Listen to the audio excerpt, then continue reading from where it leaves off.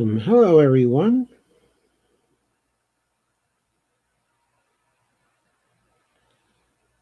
I trust you all had a very interesting weekend.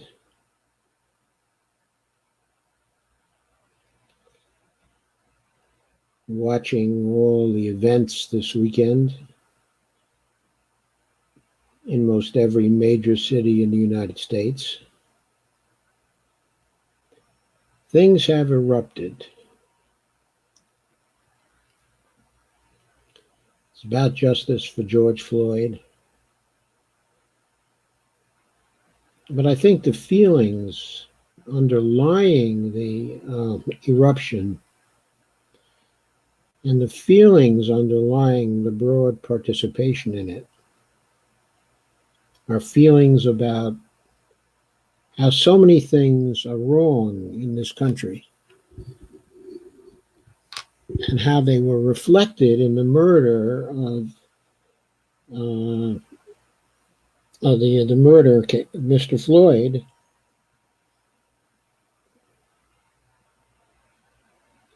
but that the injustice done to him is also about the injustices done to so many others of us, that we could all feel that empathy with what was happening to Mr. Floyd and his family.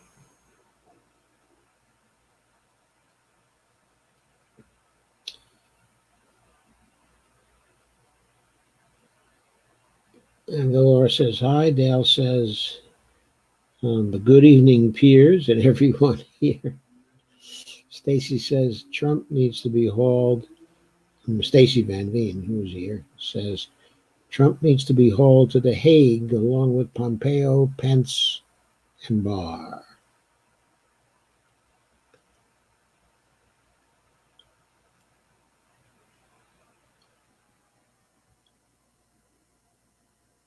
Stacy also points out Tom Cotton should be guillotined and fed to DeVos.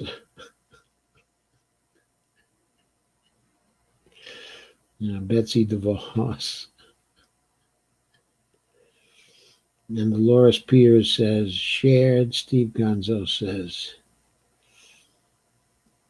well, Steve Gonzo was joined, I guess. I don't know if Steve has said anything. And Kay says, hi all. Thank you, Kay.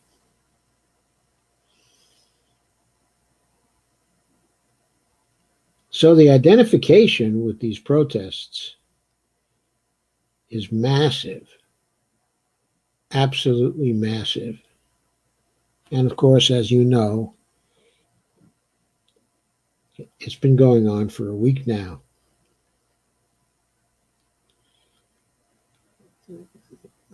I don't know how much longer it can go on for, but I hope that the fuse lit by this eruption will carry over to other areas of politics and will result in a more generalized demand for justice in so many areas. Justice for blacks and recognition that Black Lives Matter.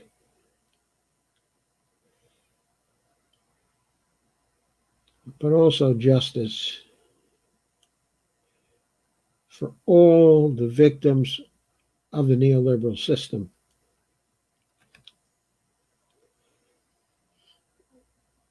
I think the matter of justice for blacks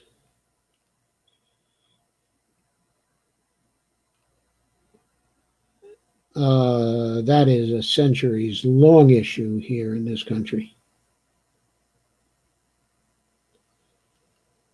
But I think for those of us alive now,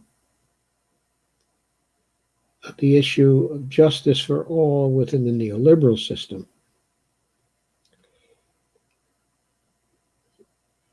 is something that has been growing within us all for 40 to 45 years now. Stacy says Frederick's local protest is scheduled for the 5th. I guess you mean Frederick, Maryland. Lana says, hi all, still dealing with Minneapolis, curfew, etc. Jordan Chariton just announced 2 more black men were killed in the last 24 hours. Oh, that's amazing.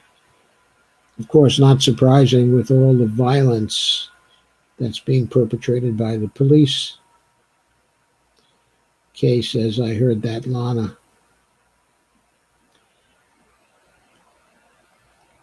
Let's get into some of the articles for tonight and some of the issues raised by those articles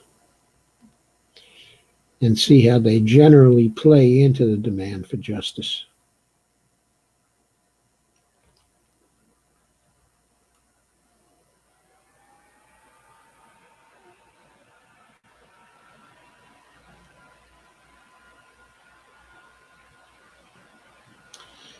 Give me just a moment. Un momento.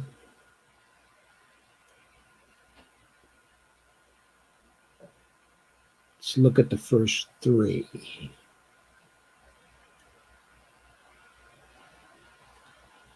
First one is from the American Prospect, which continues to produce some wonderful pieces. This was debate I promised you yesterday over 2 options for crisis response for workers.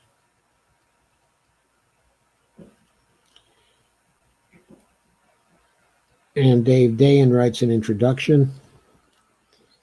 Then there's a piece by Pramila Jayapal titled A Better Path Forward for Workers, for Businesses and the Economy. And another piece by Wesley Bignell and Marshall Steinbaum. It's called A Way to Help Workers Now and in the Future.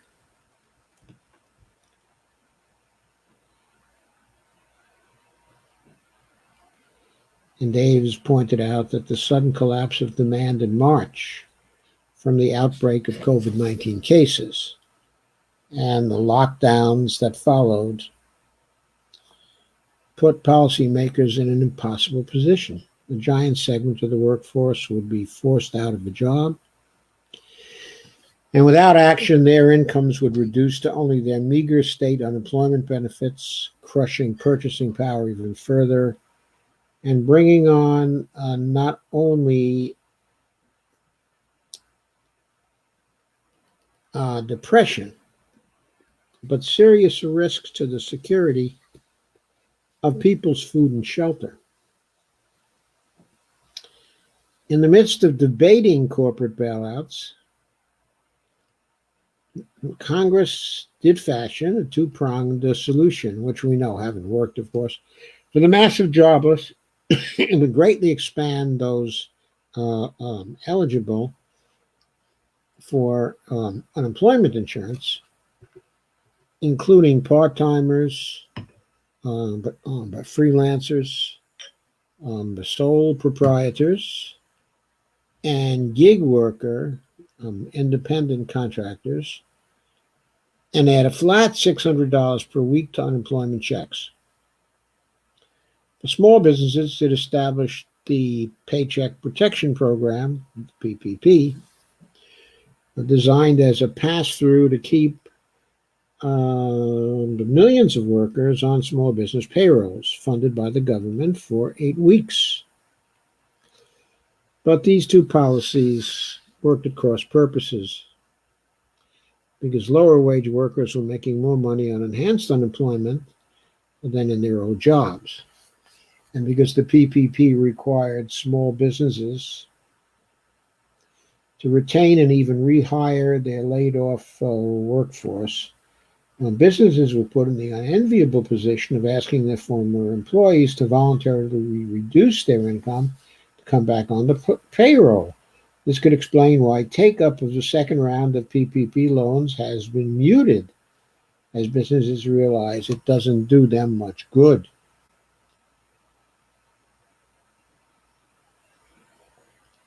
But then also, the unemployment programs didn't work because of the antiquated state unemployment systems.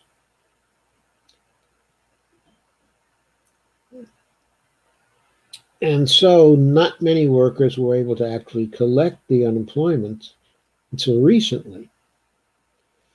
And now that the program is 2 months from expiring, and with demand still in a hole and millions unable to find work, the question of how to best support struggling workers has been renewed. A bill called the Paycheck Recovery Act, which has origins with many countries' programs around the world, will guarantee payroll for virtually all workers paid for by the government.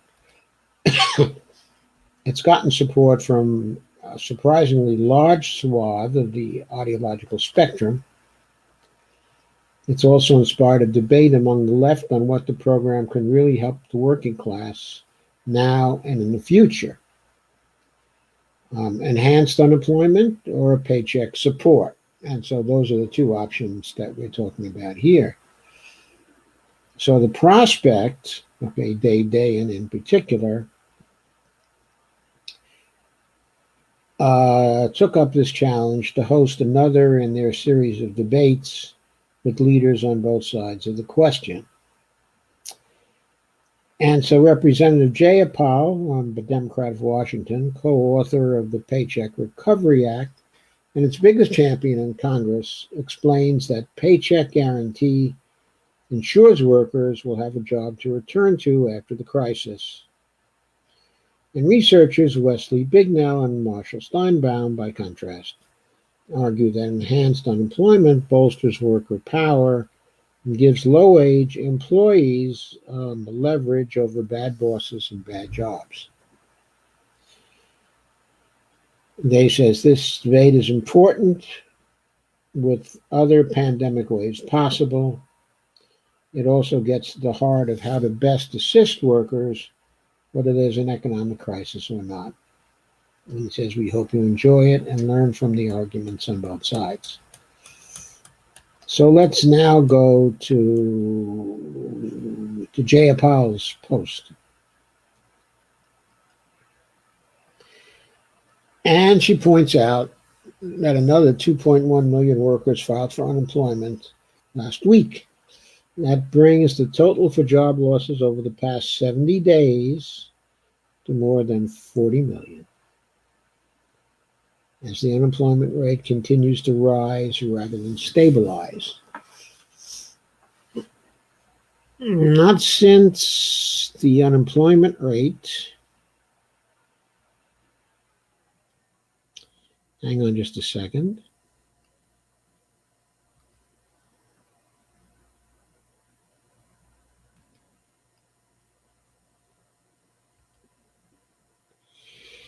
Not since the Great Depression has the United States seen such high levels of unemployment. Nearly a quarter of our entire workforce is unemployed. The public health crisis has sparked an economic crisis, and it is incumbent on Congress to respond in a manner that matches the scale of that crisis. The relief bills that have passed and been signed into law have not yet staunched mass unemployment. In fact, unfortunately, they weren't really designed to do that. We can fix that now by quickly moving to a policy solution that many other countries have successfully put in place since the pandemic hit, one that takes workers off of our strained unemployment system and puts them back on payroll as they wait to be able to safely return to work. The Paycheck Recovery Act, H.R. 6918, is that path forward. And it's a path forward that has broad bipartisan, bicameral support in Congress, with 99 co-sponsors in the House, including 12 frontline members who were elected in swing districts. My colleagues agree that this is a proposal that will save jobs, save businesses, and help the economy recover while we weather this public health crisis. It's a proven policy solution that is already highly effective in other parts of the world, from Germany and Denmark to Singapore and South Korea. It's also supported by major labor groups across America, small and big business owners, Nobel Prize winning economists, a former Federal Reserve chair, and the public.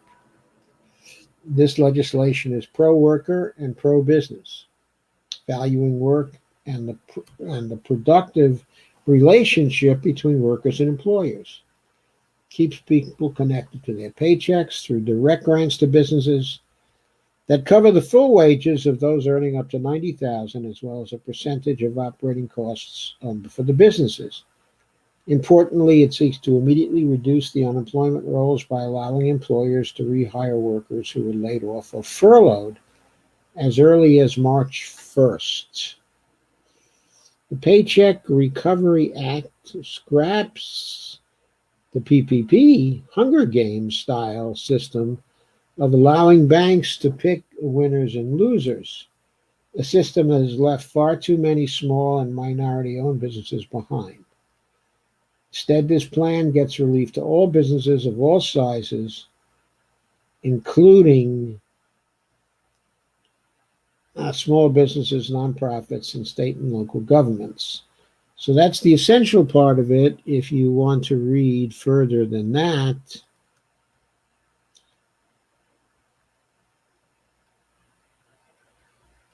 then you can find the link in that article. I'm sorry, you can actually find a full link, a link to the full article.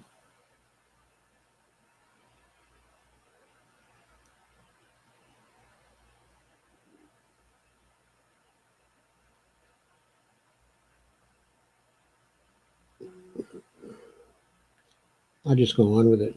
The Paycheck Recovery Act is not just an economic recovery plan, it's a public health plan too. At a time when at least 27 million people have lost their health care simply because they lost their job during the pandemic, while working in a country that still fails to guarantee universal health care, this legislation also covers the costs of returning workers to their insurance and other employer-sponsored benefits. Also, in order to beat the virus, we must keep people home. Keep people home, we must make sure they get their paycheck and don't feel pressure to return to work before it's safe. This bill gives employers that flexibility until testing, contact tracing, and isolation protocols are in place. While this plan is effective in ending mass unemployment, it's also cost-effective.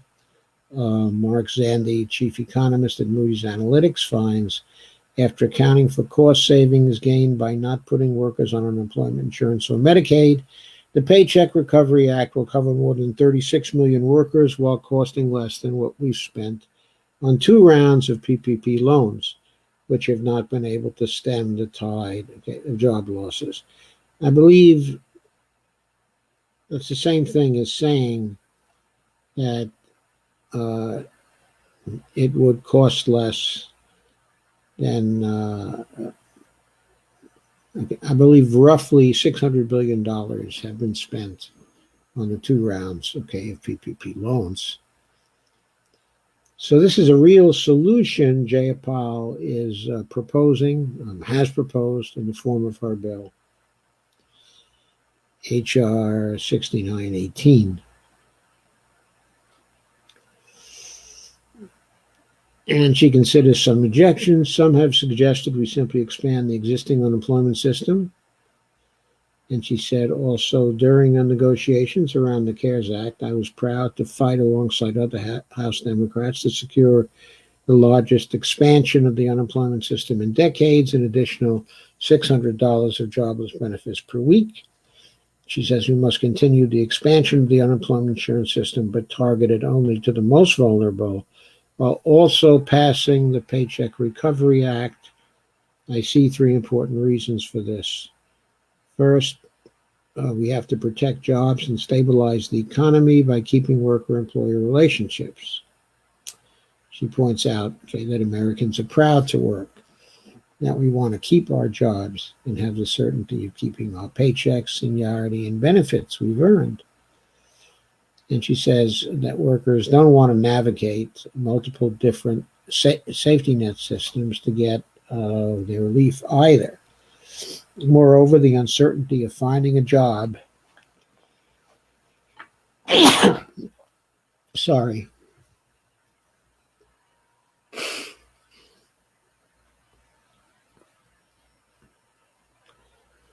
is even greater among workers of color who face enormous discrimination in the workplace. They are often the first fired, last hired, and most likely to face long-term unemployment consequences. Business owners are looking for a different path too after building their shops from the ground up and training workers. They don't want to fire their team, put employees on unemployment, and then have to hire a whole new group of workers.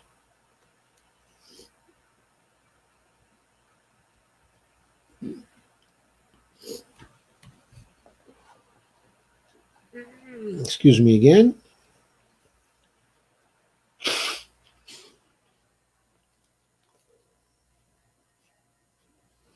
Second, we must relieve the tremendous pressures we're seeing on unemployment systems that weren't built to handle this unprecedented devastation.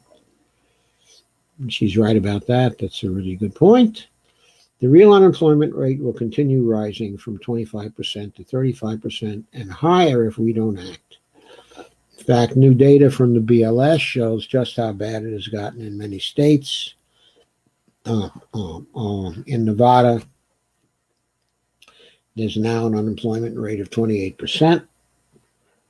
In Michigan, it's now at 23%. And the unemployment rate in 43 states is now at its highest level in over 4 decades. And she points out that many people haven't even received the relief they filed for. Too many are being pushed onto safety net systems like food stamps and Medicaid. Too many are falling through the cracks. Finally, simply expanding unemployment doesn't ensure that employers, especially small and minority-owned businesses, as well as nonprofits, can stay afloat until it's safe to reopen. Put another way, it doesn't save jobs, doesn't protect businesses, and it doesn't give employees the certainty they'll have an employer to return to after the crisis. That means we'll not only fail to end mass unemployment today, but tomorrow too. Our economy will take much longer to recover, and we will suffer the costs because of it. Then she summarizes, the Paycheck Recovery Act offers a better path forward. It honors our workforce and our employers, keeps workers in their jobs, it preserves their health care and benefits, and reserves the unemployment system for those who need it the most. It also gives businesses a fighting chance to survive the crisis. Ultimately, mass unemployment is a bad policy choice, she says. It's also a preventable one. I'm proud that bipartisan backing, actually momentum is what she said, continues to build behind a proposal that stops mass unemployment, protects jobs, and provides economic stability for workers and businesses. It's not too late, but we must act now for the good of our people, our health, and our economy. Okay, by the way, if you're not seeing the connection to George Floyd and justice for George Floyd,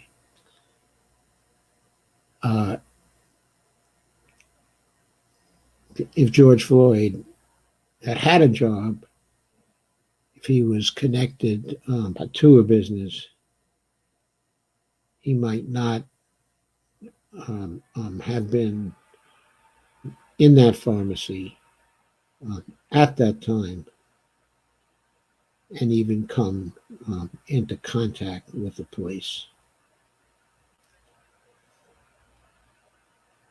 Anyway, by going back to the original debate piece,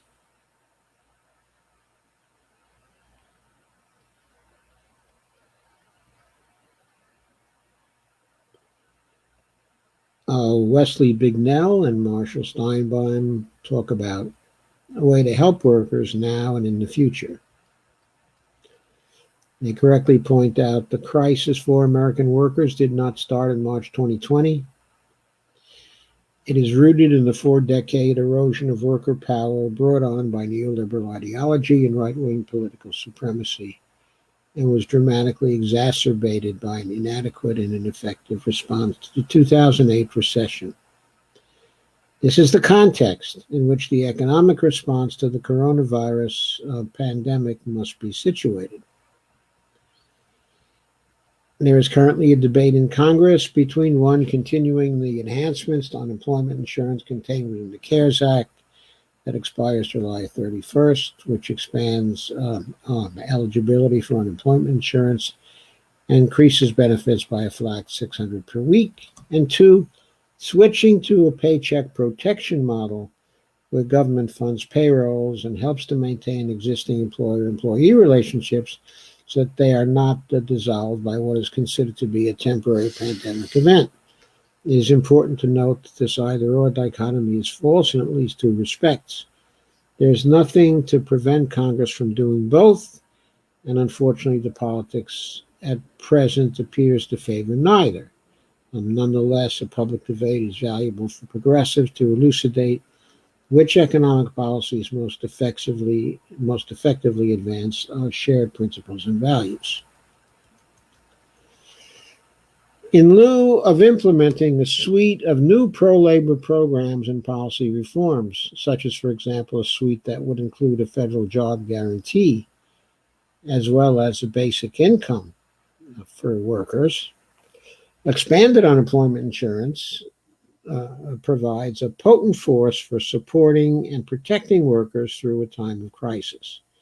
For lower wage workers, it provides full wage replacement with significant additional financial assistance on top, which, by the way, they may need, but given the pandemic and the likelihood of increased expenses during the pandemic of various kinds.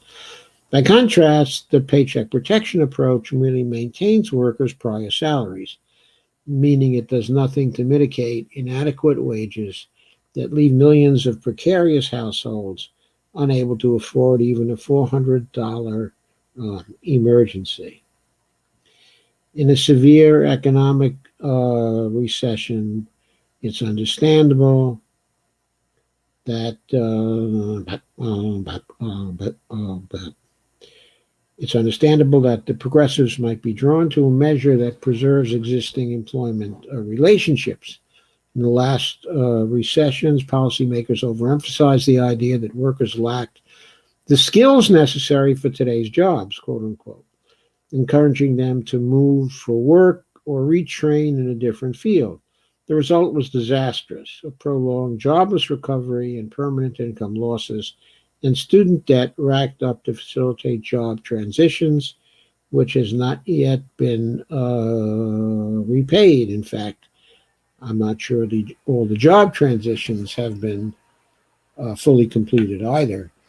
Our fear is that the paycheck protection approach overlearns the lesson of that policy failure by tying workers to their particular jobs, and especially their bosses, worsening the trouble of labor market monopsony we have addressed in other work. The problem with the last crisis response wasn't that changing jobs is inherently bad, but that policymakers didn't offer real alternatives.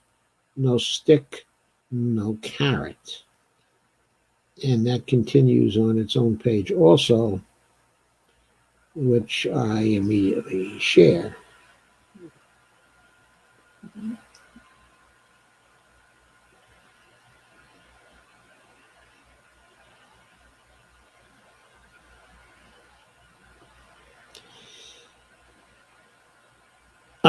Moreover, we fear that by prioritizing existing employment relationships, paycheck protection would serve the ideological aims of exploitive employers who are already engaged in a propagandistic and deeply political effort to compel their employees to return to work.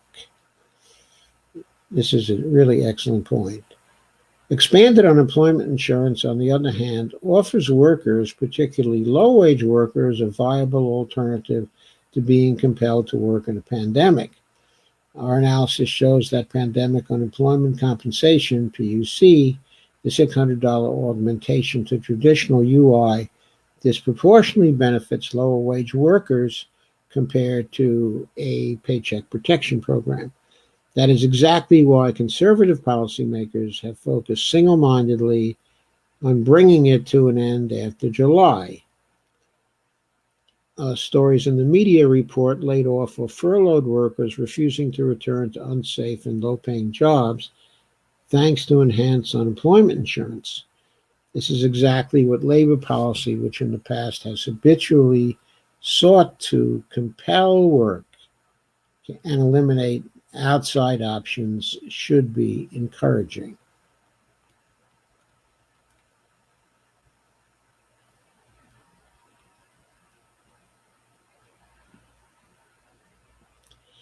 Many state employment agencies operate under the assumption that unemployment claims are likely to be fraudulent and that workers ought not to have more than temporary income support when out of work. Continuing eligibility typically requires evidence of a job search, and in many states, eligibility can be terminated by refusing a bona fide offer of work, even if it's at a low salary, I guess. Especially in light of the unique dangers of the coronavirus crisis, the conditionality woven into the unemployment insurance should, if anything, be rolled back. And to that end, we propose that UI be available to those who quit their jobs due to health concerns and not solely to those who were laid off. And they point out that Jayapal's bill, the Paycheck Recovery Act, includes a one-off $1,500 rehiring bonus if workers return to their previous employer by July 31st. While we won't speak against more money for workers, any bonus should not be conditioned on accepting their previous job, but rather be available to any worker who returns to any employer, but provided it's safe for them and their family. More importantly, the rehiring bonus highlights the misguided concern that labor policy ought to reward work rather than subsidize non-employment. This idea derives from distinctions based on, quote, deservingness, unquote, that have only ever served retrograde political and economic tendencies. I believe that's a very strong point.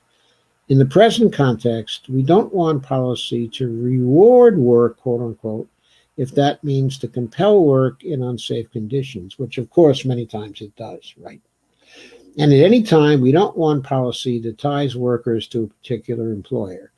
We've done that too many times in labor policy already, including with the federal student loan program. And we know it just serves to undermine worker power. One criticism of expanded unemployment insurance is that state agencies that administer the program lack sufficient administrative capacity. This was a very significant problem initially, but it does appear that agencies are working through backlogs and distributing an increasing level of benefits. An analysis by Ryan Nunn, Jana Parsons, and Jay Shambaugh estimates that a little over half of wages and salaries lost in April were replaced with unemployment insurance payments. There is one problem in the CARES Act that Congress ought to address. The expanded unemployment insurance eligibility extends to workers whose prior employment did not qualify for unemployment insurance. This includes true independent contractors as well as employees who are fraudulently misclassified as such, a practice rampant among gig economy employers like Uber and Lyft. Under the CARES Act, the cost of those workers' unemployment insurance will be transferred to the federal treasury, giving gig employers a bailout that more traditional businesses that do pay unemployment insurance premiums don't have access to. But that aside, the basic thrust of the UI provisions that workers should have access to social insurance when it's unsafe to work and when jobs are not available is sound and ought to be buttressed and extended. The common argument in favor of a paycheck protection program is that most U.S. workers depend on their spouse's employer for health insurance, and UI does not replace employer health insurance contributions. Most who have lost work so far qualify for Medicaid or ACA subsidies, but one-fifth are estimated to fall into a coverage gap that requires steep COBRA rates. The solution is simple: subsidize COBRA payments. And progressives like Jayapal have rejected this as a handout to insurers. The reality, however, is that subsidizing COBRA is virtually identical to paying employer health insurance contributions through protecting paychecks. Both prop up a system that is much too expensive, which eats away at compensation that should go directly to workers. I think that's true in part, but I also think COBRA is more expensive than employer health insurance contributions. Those COBRA rates are really, really high. Anyway, going back to the piece, focusing on employee benefits misses the key point that many jobs in the U.S. are in fact bad, and yet our policies are designed to force people to do them anyway. Over half of those who lost work due to the COVID crisis were employed in low-wage jobs that don't offer affordable health insurance, and therefore keeping workers in those jobs is not going to mitigate the healthcare issues. The pandemic certainly doesn't highlight the inhumanity of linking health insurance to employment, but that linkage does not not going to militate in favor of a paycheck protection approach. A final concern worth noting is that paycheck protection may be especially valuable to workers in public sector jobs who face an oncoming tsunami of budget cuts caused by havoc on state and municipal budgets. Those budget crises are very real, and the federal government should absolutely plug that hole. But it should not use labor policy through protecting paychecks to do so, and certainly not at the expense of denying enhanced unemployment insurance to workers who've already been disemployed. We fear that if we protect the paychecks, that would drive a wedge between workers whose labor is essential, but whom policymakers cannot bother themselves to protect, and more privileged segments of the labor market who have been able to work from home and whose jobs will now be further secured. Jayapal says that mass unemployment is a policy choice, but the real policy choice is whether to empower workers or bosses. The Paycheck Protection program may mitigate mass unemployment, but in a way that risks worker disempowerment. I entirely agree with that. We therefore think the progressives in Congress and outside it should consider whether paycheck protection offers the most promising route to ensuring we come out of this crisis with something new and promising in our political economy, versus whether it will be yet another opportunity for the powerful to bind low-wage workers to laws that don't protect them. Well, I'm persuaded that the better of that argument goes to Wegnow and to Steinbaum, but I also think the picture changes if we throw in two bills which have already been introduced into Congress. One, of course, is the job guarantee bill that was introduced by Bernie Sanders some time ago. And in addition,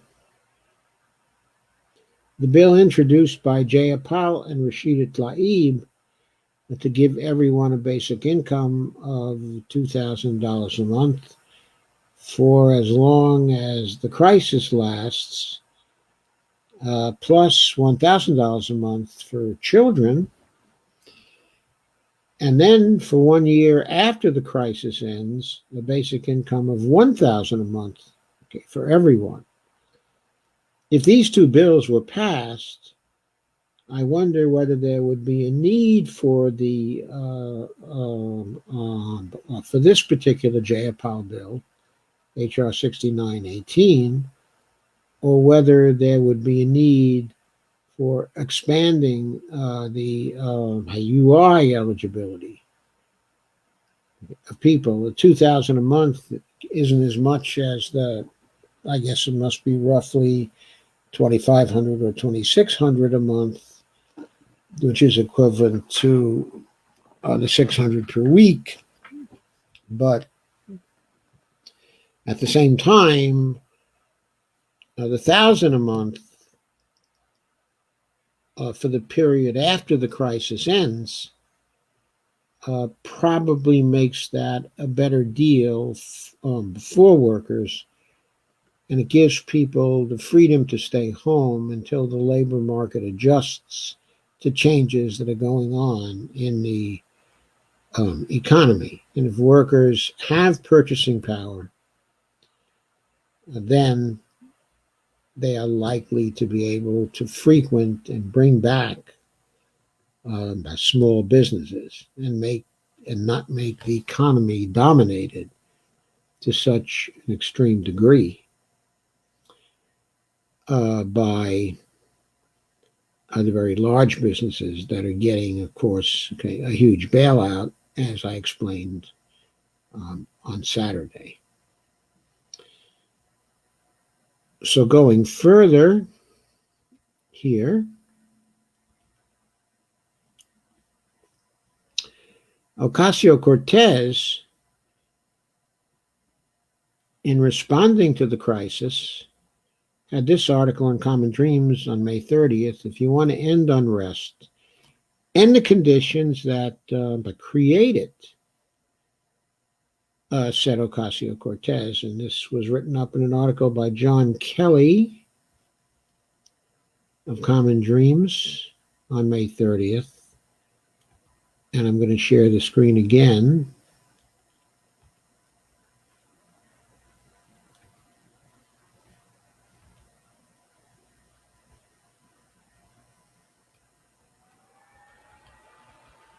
Ocasio-Cortez posted a video message to Instagram on Saturday, right in the middle of demonstrations, and protests. And she issued a plea to anyone calling for the end of unrest stirred by brutality and oppression to focus on the root causes of poverty, distrust, and violence in American society, including police violence. Quote, if you're calling for an end to this unrest, but you're not calling for the end to the conditions that created the unrest, you are a hypocrite, unquote, she said in her post. Quote, if you're trying to call for the end to unrest, but you don't believe healthcare is a human right, if you're afraid to say Black Lives Matter, if you're too scared to call out police brutality, then you aren't asking for an end to unrest.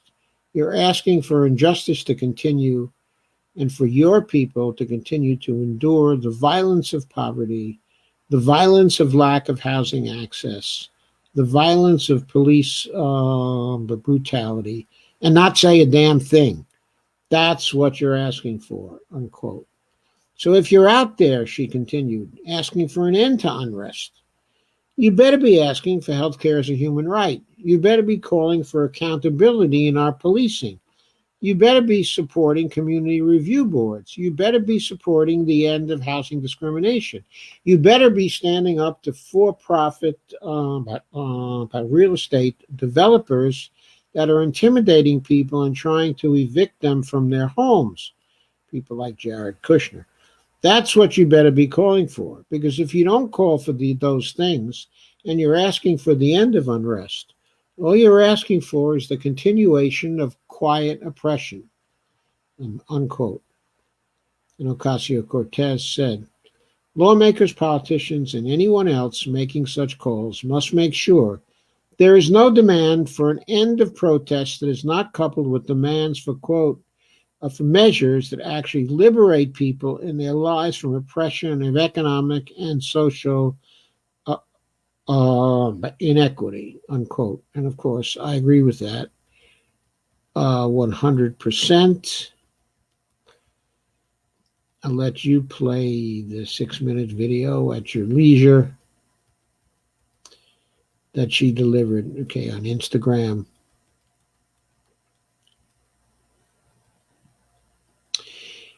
She also went on to say, okay, that allowing people to struggle and die within unjust systems is, quote, just wrong, unquote, and should no longer be tolerated. She said none of her remarks are meant to condone the violence and property destruction by some people amid the protests in cities nationwide, that her intent is to ask people to consider a more holistic view of this moment, quote unquote, and recognize that only by centering justice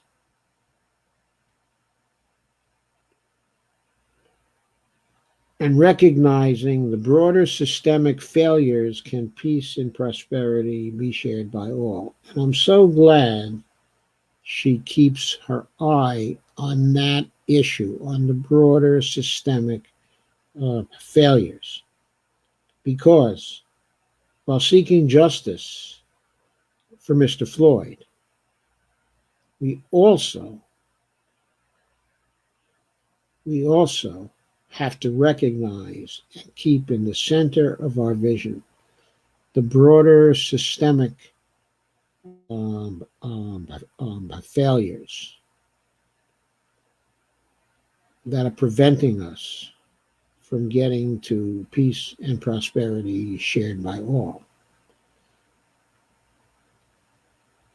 She is, of course, entirely right about that.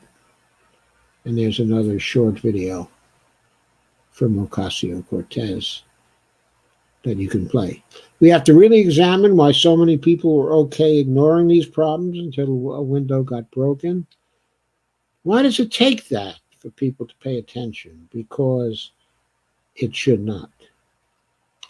Instead of calling for things to simply calm down and go back to normal, she said, quote, let's create a new world, one where all people are held to the same standard of the rule of law, and one where the justice a person gets for their crimes is not dependent on who they work for or how much money they have, but by the actual deed that was done, unquote.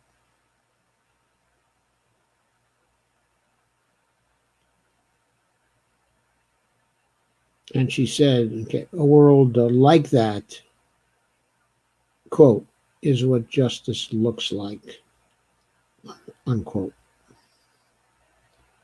Ocasio-Cortez knows what justice looks like. And then one of the finest statements over the last series of days was covered in Common Dreams by John Kelly again on May 30th.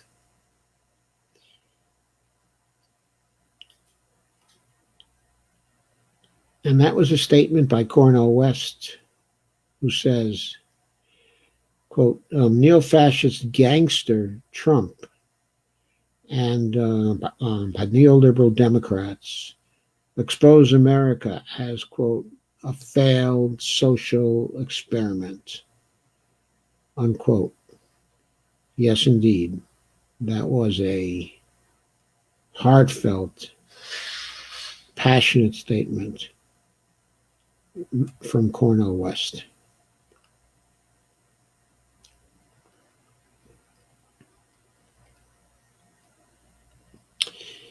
So Cornel West appeared on CNN Friday night in the middle of nationwide protests over the police killing of George Floyd, in Minneapolis, Minnesota. And he offered a searing indictment not just of white supremacy, the neo-fascism of President Donald Trump, and a criminal justice system that repeatedly brutalizes the poor and people of color, but also of a deep depravity that exists within neoliberal capitalist system of the 21st century in the United States that dominates both major political parties. Cornel West said to Anderson Cooper in an interview, quote, "I think we are witnessing America as a failed social experiment," unquote. What I mean by that, quoting again, is that the history of black people for over 200 and some years in America has been looking at America's failure. Its capitalist economy could not generate and deliver in such a way that people could live lives of decency. The nation state, its criminal justice system, its legal system could not generate the protection of rights and liberties. And now our culture, of course, is so market-driven, everything for sale, everybody for sale. It can't deliver the kind of nourishment for soul, for meaning, for purpose. West explained the current anger over Floyd's murder by police, one of whom, Officer Derek Chauvin, was arrested Friday and charged with third-degree murder and manslaughter. Adds to a perfect storm of multiple failures and inequities that pre-exist under an American imperial system that people like Dr. Martin Luther King Jr. and others have been warning about since the middle of last century. When I saw those pictures there of Atlanta, West said, you could see Brother Martin right there in Atlanta saying, quote, I told you about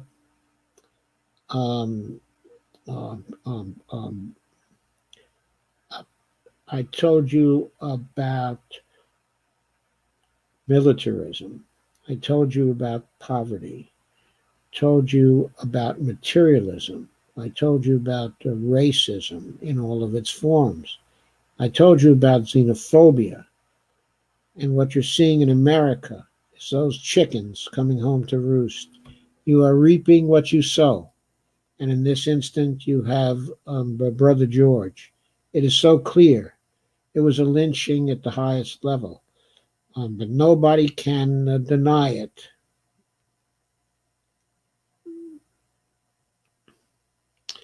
While solidarity protests erupted far beyond Minneapolis Friday night in outrage over Floyd's murder and the killing by police of other black, brown, and other marginalized victims, West said, quote, I thank God people are in the streets. Can you imagine this kind of lynching taking place and people are indifferent?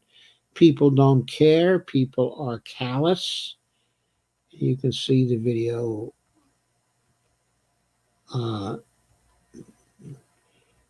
in this link. And Cornel West called Donald Trump, quote, neo-fascist gangster in the White House, unquote. But said the failure of the nation, one that allows for endemic inequality and a culture of greed and consumerism that tramples on the rights and dignity of poor people and minorities decade after decade, goes much beyond the current president. Quote, the system cannot reform itself, unquote, said West, and he pointed to a dynamic in which identitarian representation is asked to be a stand-in for class equality, shared prosperity, and a functional democracy that actually expresses the will and satisfies the material needs of the working people and the poor. He said, we tried black faces in high places. Too often our black politicians, professional class, our middle class become too accommodated to the capitalist economy, too accommodated to a militarized nation state, Too accommodated to the market-driven culture of celebrity, status, power, fame, all that superficial stuff that seems so much to so many fellow citizens, unquote. You've got a neoliberal wing of the Democratic Party that's now in the driver's seat with the collapse of Brother Bernie, and they really don't know what to do because all they want to do is show more black faces, show more black faces. But oftentimes those black faces are losing legitimacy too, because the Black Lives Matter movement emerged under a black president, a black attorney general, and a black homeland security, and they could not deliver. So when you talk about the masses of black people, the precious poor and working class black people, brown, red, yellow, or whatever color, they're the ones left out, and they feel so thoroughly powerless, helpless, hopeless. Then you get rebellion, unquote. According to West, the nation faces a choice now between non-violent revolution and continuing the status quo failures. And by revolution, what I mean is the democratic sharing of power, resources, wealth, and respect, unquote. If we don't get that kind of sharing, you're going to get more violent explosions.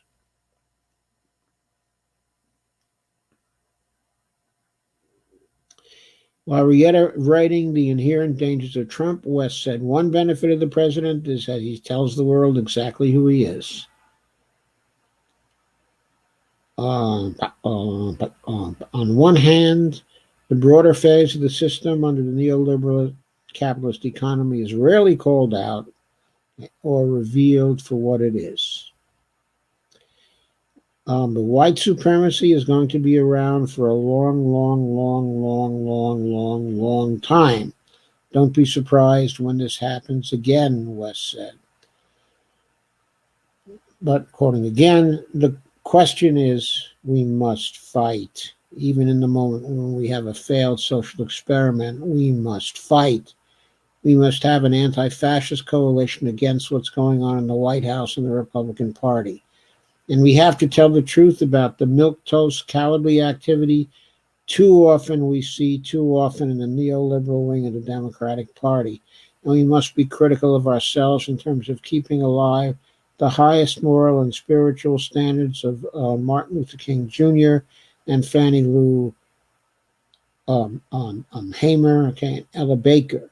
And you see that work in the soul of Brother George Floyd's family. And that is what Cornel West said. It was one of the finest statements, of this week.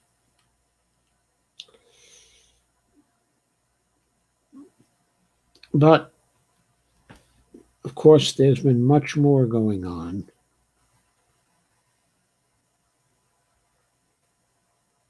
More going on all through the week. One very hopeful thing that happened was also reported on, in Common Dreams. And there's a video so you can see this as well. This was on May 31st, 2020, and was by the Common Dreams staff. And the headline is, quote, "I took the helmet off and laid the batons down." Unquote. And Michigan sheriff and police didn't disperse their town's protest. They joined it. And where was this town? It was in Flint, Michigan, in Genesee County, in Michigan.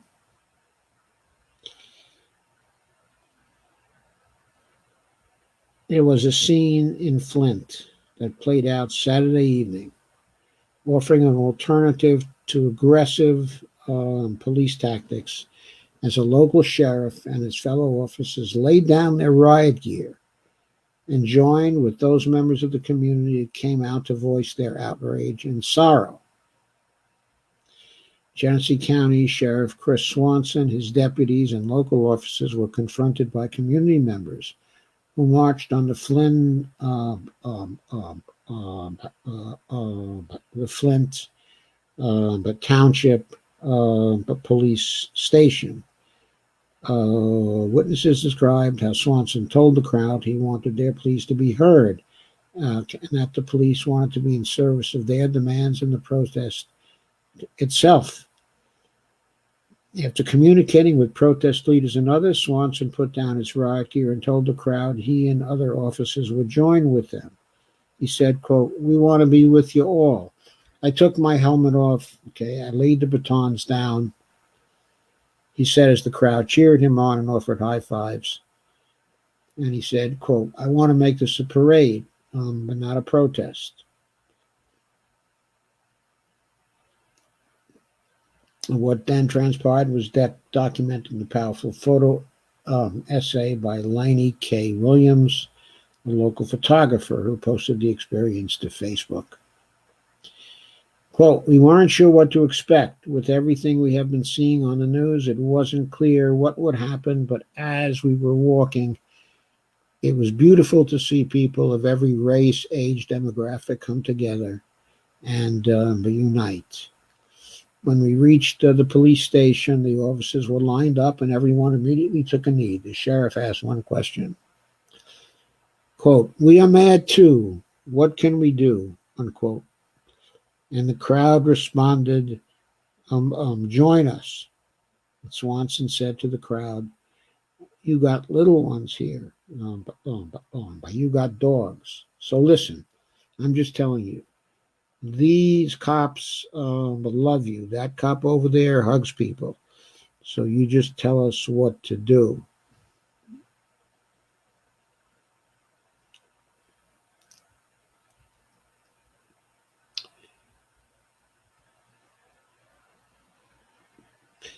And he said, quote, "We can't forget, on all our police cars across the nation, it says, quote, protect and serve. That means all people. That means all people deserve the same dignity." Swanson later told a local news outlet, WJRT, quote, "If you can't call out what's wrong, try to make it right. And that's the magic we saw tonight. Nobody's arrested. Nobody got hurt. This is how it's supposed to be."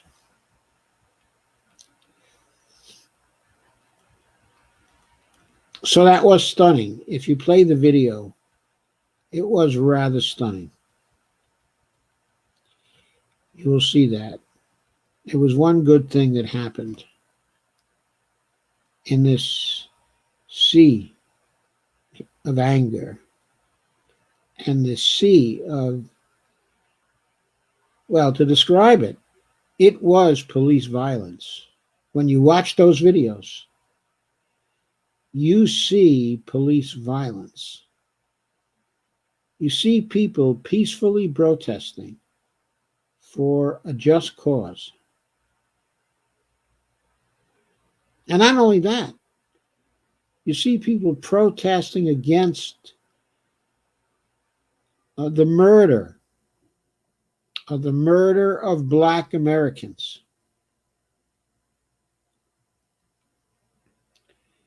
And you see the police facing violence with violence. That is the main story of this weekend. But then there was the Flynn story as well.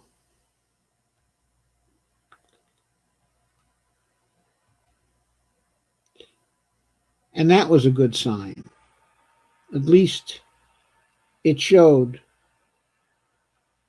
what could be possible if somebody does the right thing. And today, on June 1st, 2020, nearly 60% of Americans support extending boosted unemployment benefits, as Trump and Mitch McConnell says, let them expire.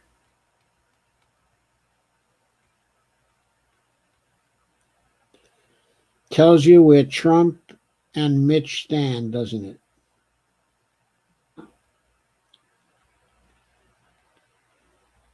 But that decision would be extremely unpopular with the American public. A Washington Post ABC News poll found that 58% of Americans, including 60% of independents and 75% of Democrats, support extending the temporary increase in unemployment benefits past the July 31st, when the additional payments are set to end if there's no action from Congress. The poll also found that 57% of Americans believe that controlling the spread of COVID-19 should take priority over reopening the economy.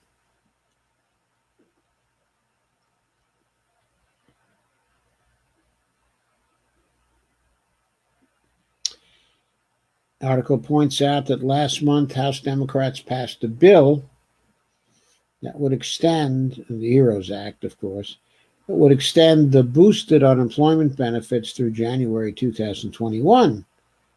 But the legislation is likely going nowhere in the Republican-controlled Senate. In a private call with House Republicans on May 20th, Senator McConnell vowed that the $600 increase in weekly unemployment payments will not be in the next coronavirus stimulus bill. Ernie Tedeschi, a former Treasury Department economist, estimated last month that unemployed workers will effectively get a pay cut of 50 to 75% overnight if enhanced unemployment benefits are not extended past the end of July. Okay, on the good side, if that happens, and if Nancy Pelosi plays that right, rather than in the idiot way she plays most things, that should be the nail in Senator McConnell's coffin for this upcoming election. Even 538 says that there's a good chance that Mitch McConnell could lose, okay, to Amy McGrath. Okay, I don't particularly care for her, but we need to get Mitch McConnell out of where he is. We certainly do. We need to get Kevin McCarthy and Mitch McConnell and Nancy Pelosi and Chuck Schumer all out of where they are now.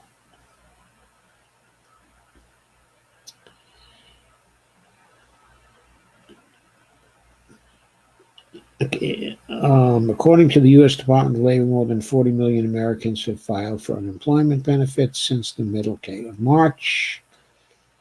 And Heidi Shearholtz, senior economist, director of policy at the Economic Policy Institute, warned that, quote, the unemployment insurance is going to get worse before it gets better, and unemployment but benefits applications will continue to flood in. She said policymakers need to do more. The across-the-board $600 increase should be extended well past its expiration at the end of July until unemployment is falling rapidly and is at a manageable level. Right.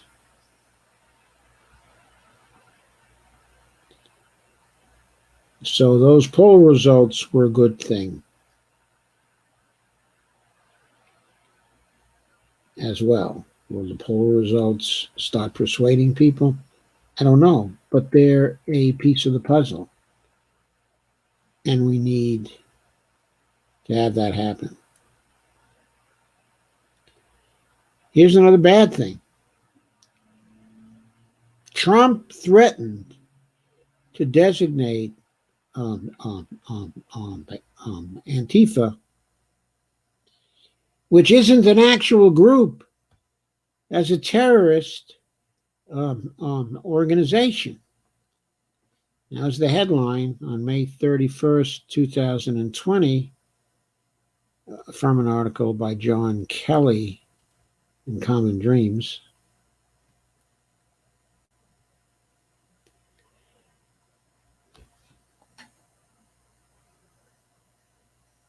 And of course, people pointed out to the president that Unfortunately, Antifa is not an actual organization, so he cannot really designate it as an organization.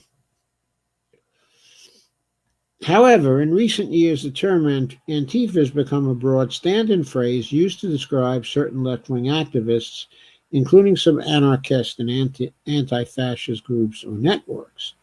As protests and uprisings have occurred in cities nationwide over recent days in the wake of last week's killing of George Floyd by police officers in Minneapolis, Trump and other officials have blamed so-called Antifa instigators, mostly without providing any solid evidence. I don't know if that's mostly, without providing any evidence at all, as far as I know, with stoking violence or carrying out property destruction.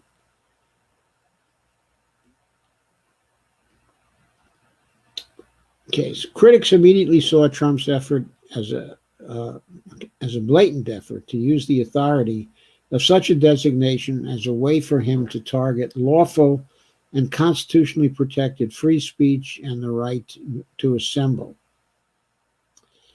The ACLU said terrorism is an inherently political label, easily abused, and misused. Let's be clear. There is no legal authority for designating a domestic group as a terrorist group. Any such designation would raise significant due process and First Amendment concerns. So ACLU is basically saying, if you try to do this, Trump, you'll see our lawyers in court. And progressive journalists like Ben Norton and Jeremy Scahill also sounded warnings, calling it a terrifying and worrying escalation against the right to dissent. And they tweeted that. While some critics smirked at the idiocy of the president's initial threat on Twitter, quote, "What an idiot," said one, others warned the implications of Trump following through on such a threat will be very serious.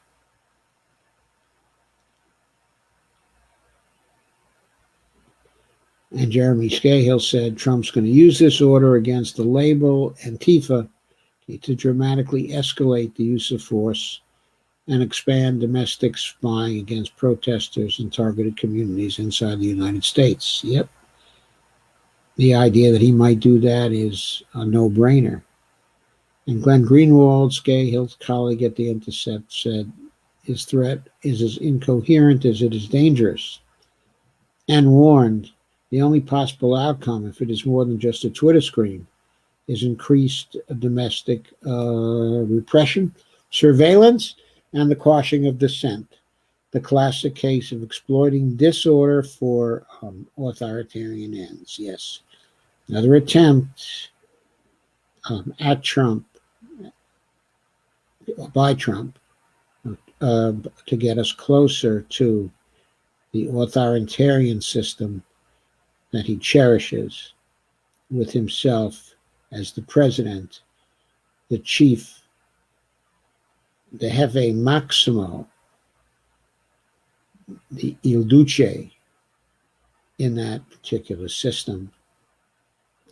And William Barr issued a formal Justice Department statement that said, quote, "Violence instigated and carried out by Antifa and other similar groups in connection with the rioting is domestic terrorism and will be treated accordingly," unquote. Incited use of the FBI's existing regional joint terrorism task force had already been activated to identify criminal organizers and instigators and to coordinate federal resources with local and state law enforcement agencies. Another flare-up, 21st century McCarthyism. And Vanita Gupta, president and CEO of the Leadership Conference on Civil Rights, said, "Hey, AG Barr, where's your statement on what the U.S. DOJ will do to build community police trust? That recognizes how racial injustice has corroded people's faith in the legal system and its impact on public safety. How about opening a pattern and practice investigation on that? And so,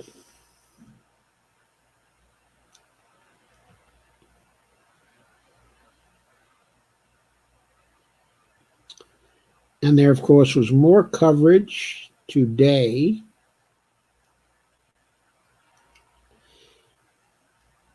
Here's an article from The Guardian by Nathan by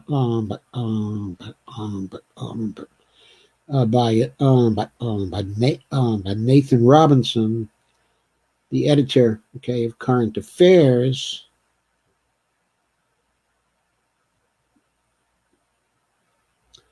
In The Guardian, however, not in Current Affairs. In The Guardian, Nathan writes very well. And he points out that across America, police are responding to peaceful protests with violence.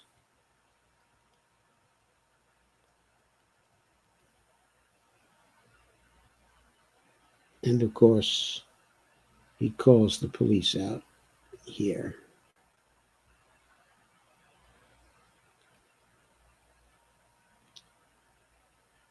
The footage and photographs are disturbing. If you recall, I said police violence, a few moments ago. And here it is cataloged. They have driven an SUV into a crowd, tossed the journalists to the ground and pepper sprayed them, beaten people with batons, and even blinded a woman in one eye. They have been launching unprovoked attacks on peaceful, law-abiding citizens exercising their constitutional rights. The violent behavior of these mobs should be condemned by all. And by mobs, of course, he meant the police. We need to restore order. Someone must stop the police, he says.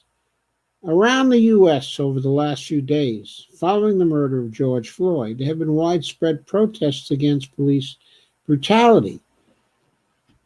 But in city after city, law enforcement agencies seem determined to prove the protesters right by responding with a heavy dose of police brutality. There is no shortage of examples of police using excessive force against protesters.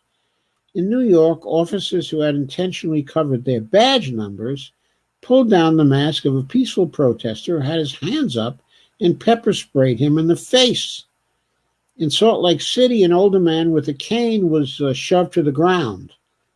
I saw that one. In Austin, police shot a pregnant woman in the stomach with a non-lethal round. There was, a matter of fact, I saw this policeman just run after, catch up to, and shove a pregnant woman to the ground.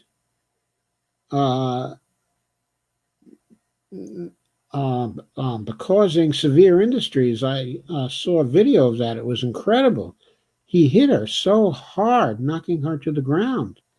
He was running at full speed and gave her a football block in the back. She had to go to the hospital. There were serious injuries. There were scenes that were reminiscent of the infamously brutal suppression of demonstrators at the 1968 Chicago Democratic Convention. As Reason magazine concluded, officers around the country acted with, quote, total disregard for protesters' safety or rights. Nathan said there was no real need for those New York officers to disguise their badge numbers. After all, even when police officers' names are fully known, there's rarely any accountability. The whole reason protesters are angry is that it seems American cops can get away with almost anything. In 2016, an Arizona police officer executed a man who was pleading for his life. It was on video. The officer was acquitted. This was not an exceptional case. It happens over and over. If outright murder goes unpunished, no officer need ever worry about getting in trouble for blinding and maiming a few protesters. Of course, it's the protesters who are called violent, even when the overwhelming majority do nothing but march and chant, though they do refuse to back down, and challenging authority can be a capital crime in a police state. There have certainly been plenty of instances of vandalism and theft accompanying demonstrations. But it's important to make a clear distinction between acts of property destruction and actual violence. Setting a police car on fire is very costly to taxpayers, but harm to human bodies should be far more disturbing. American police have been brutal for a long time, and both Democratic and Republican presidents have failed to successfully reform them. President Obama's Justice Department was admirable for at least investigating a number of egregiously out of control departments, though outright criminals like Joe Arpaio managed to remain in power through Obama's term. Donald Trump made it clear from the outset that if it was up to him, police could brutalize people with total impunity. He even explicitly encouraged cops to rough people up during arrests. According to the Trump supporting head of the Minneapolis Police Union, the president has reversed Obama's policies by, quote, letting the cops do their job, put the handcuffs on the criminals instead of us, unquote. But when cops kill, as in the case of George Floyd, they need to be the ones with the handcuffs on. Otherwise, they have a license to freely murder citizens. There have been commendable exceptions to the pattern of police misconduct.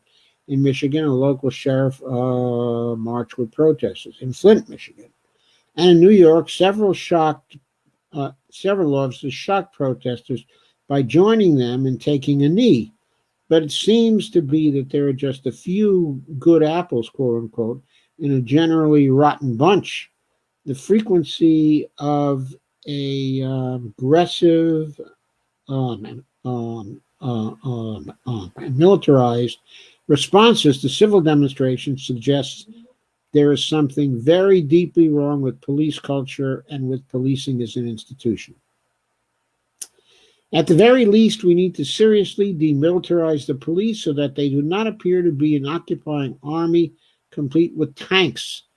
But there are serious criminal punishment scholars who have suggested we need to talk about, quote, ending the police, unquote, altogether.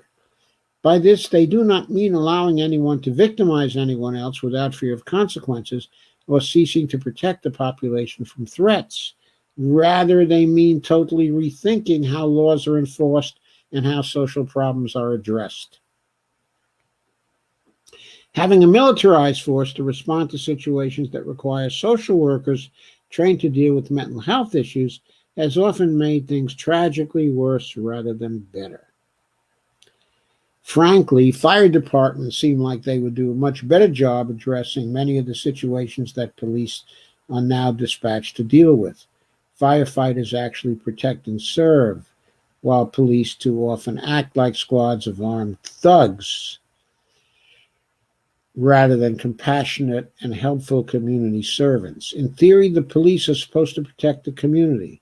When they're whacking the community with sticks and firing tear gas into it, they're more like an armed gang rather than keepers of the police. That's what we saw over the weekend. We saw a bunch of armed gangs just suppressing peaceful demonstrators.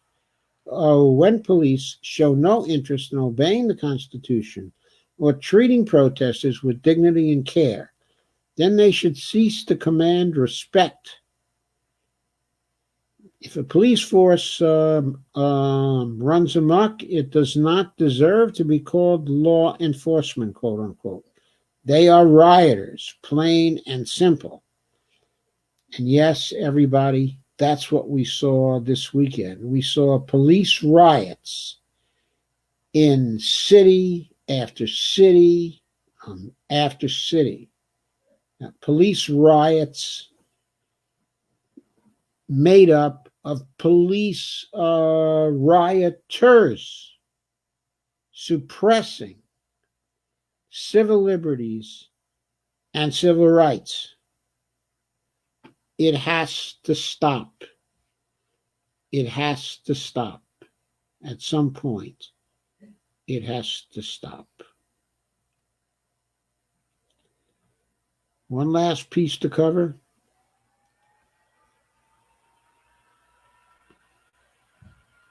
To complete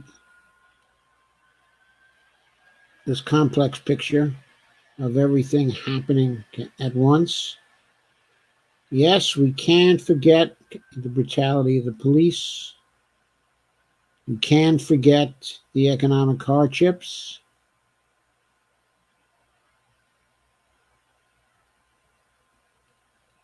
And so this final article by Dave Dayen, his column of today on June 1st.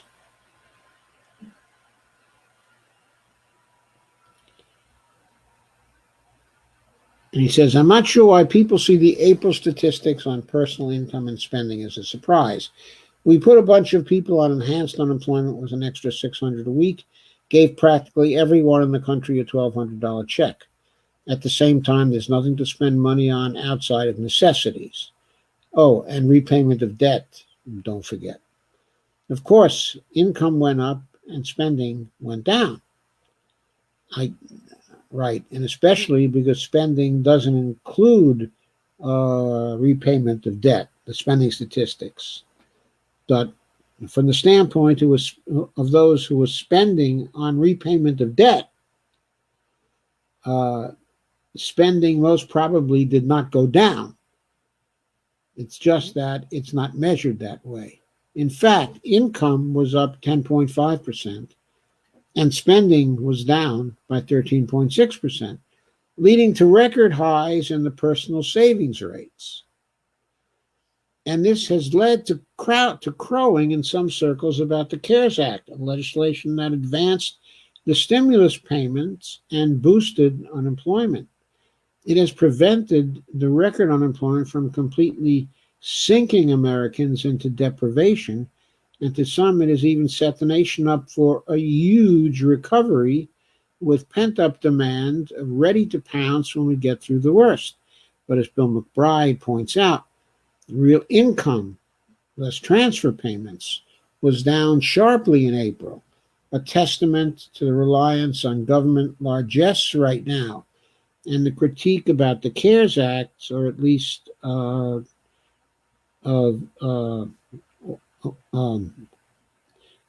critique about the CARES Act, okay, or at least the critique I give, wasn't that giving people a bunch of money wouldn't work. The critique was that this assistance was temporary compared to the permanent change the CARES Act would spur in American business.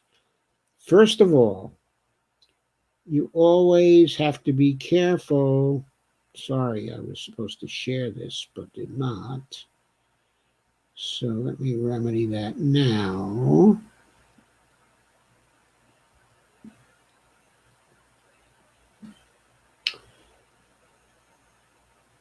First of all, you always have to be careful arguing from aggregates.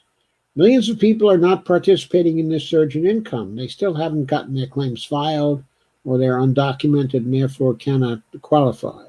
Many are still waiting for stimulus checks or throughout the scammy-looking envelopes containing debit cards, losing that $1,200 boost. How those are captured in the statistics is unclear. The money went out, so it's probably included. Yeah, that's the way the government does things sometimes. Second, the stimulus checks were at a one-time boost. Sorry, everything's going crazy here. I have to get back to where I was. You'll excuse me while I do that.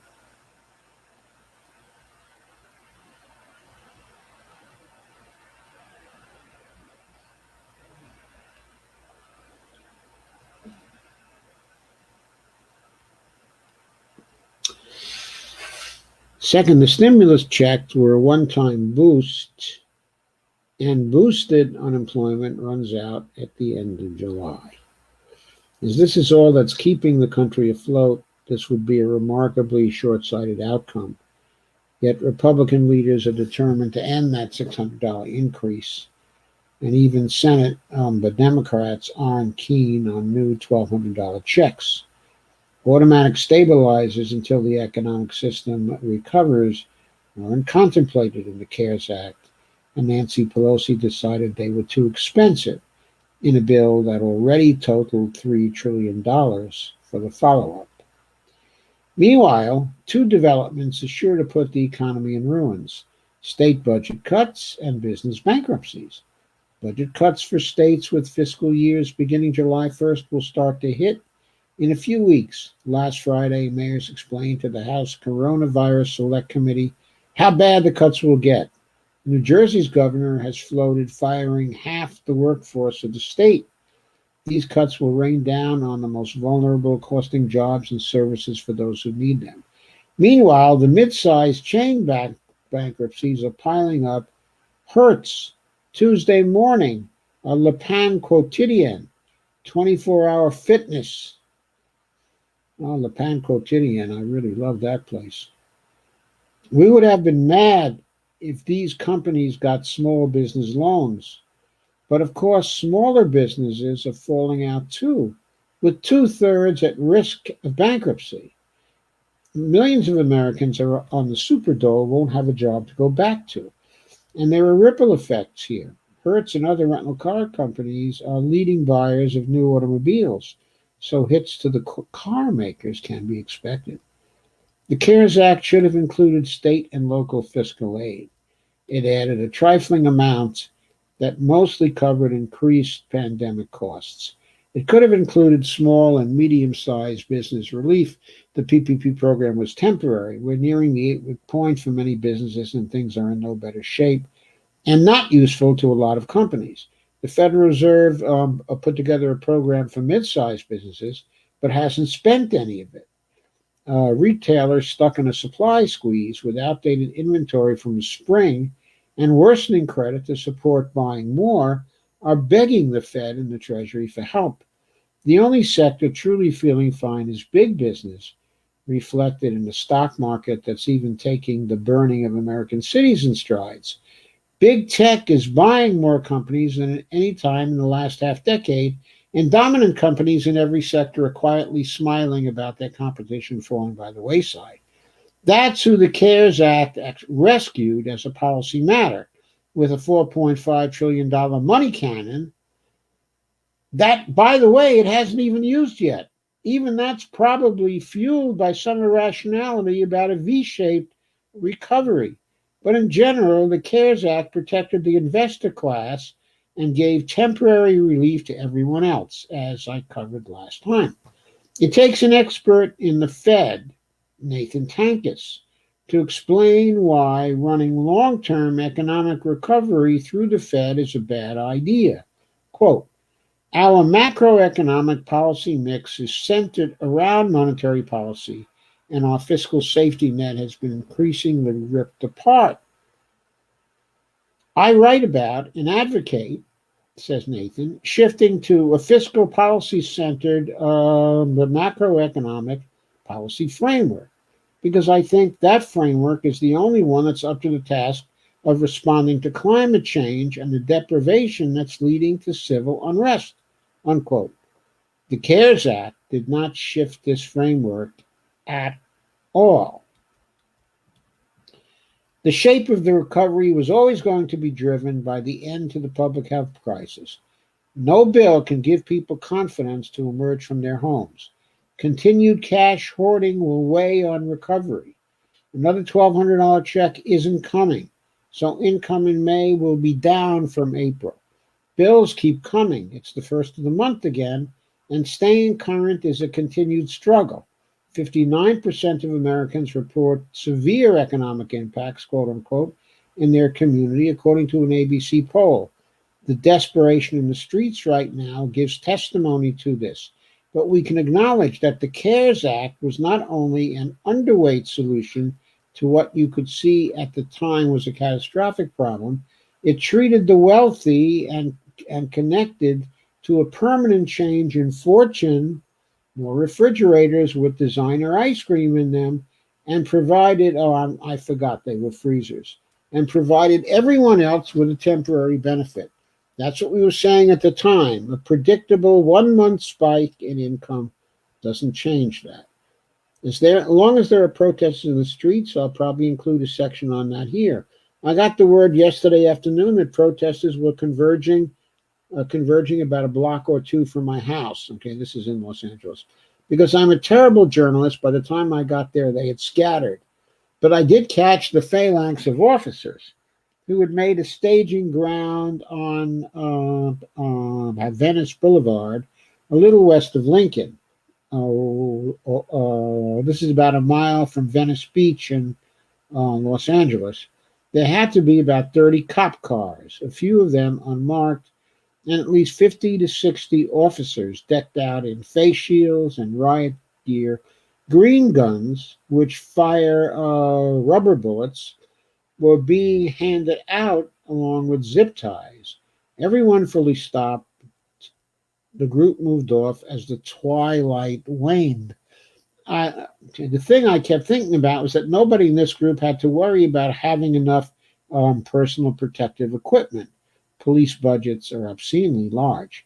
There's been a lot of talk in recent days about defunding, and you get an appreciation for the need for it when you're confronted up close with I think the best word is richness of the police presence. I heard helicopters and sirens all night. Those came from our tax dollars. The batons flying indiscriminately came from our tax dollars. The tear gas canisters and rubber bullets and pepper bullets and the rest are tax dollars. We generously fund terrorizing of certain people and certain communities. And by the way, those were probably tax dollars because the police budgets are ultimately funded by the local areas and by the state. And as we know, funding from the states and from the local governments does come by way of our tax dollars, at least in situations where the federal government is not supplying that funding through grants of some kind, okay, or another. Now, state and local budgets do need that kind of relief in this particular situation because tax dollars are running short because people don't have the money to pay sales taxes. And if they don't buy things, they don't pay sales taxes, right? So states and local governments are running short of money, but still they have a lot of money to spend on police exercises, on militaristic police exercises. We need to have a conversation about that, especially given that everything in local budgets will be reflexively cut during the pandemic crisis. Police spending is the local equivalent of federal military spending. It's magic money that is undeterred by economic or fiscal conditions. That must stop. He's right.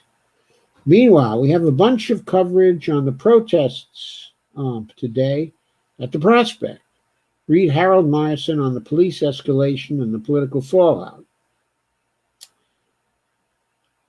And Harold Meyerson is quoted here as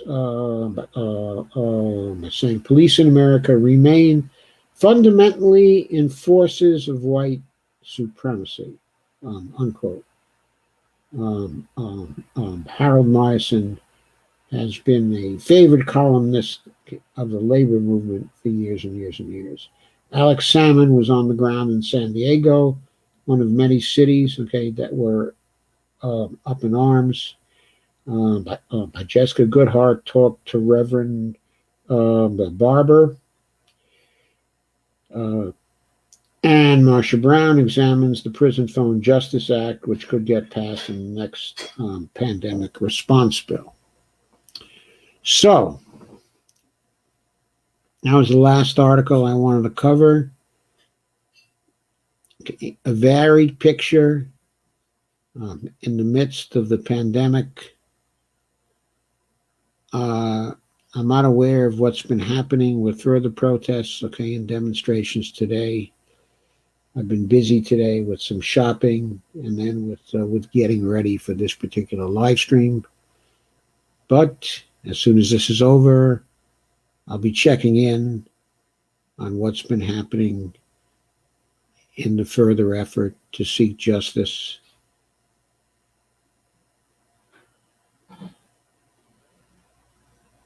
for George Floyd.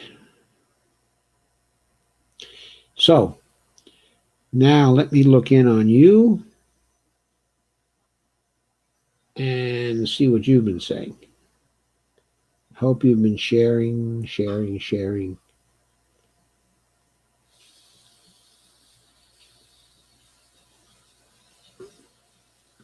Looks like you've been doing a lot of commenting. That's great.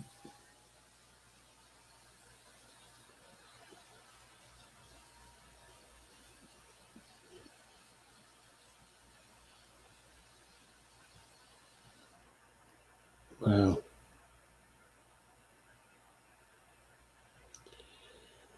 So my comments start with one by Avril Mono at 9:51. It seems like there are a lot of comments that must be missing, so forgive me if I've missed yours. But there must have been a lot of comments. I know there were some at first, at 9 o'clock. But there must have been a considerable number from 9 to 9:51. But anyway, Avril Mono says, nice photo of AOC. She looks like a ray of light, in the darkness. Yeah, those were good-looking photos, of AOC, and good-looking videos. She did her makeup very artistically, and the lighting was quite beautiful. Steve Wolfbrand said, the Boston Tea Party was an act of looting that our country likes to brag about.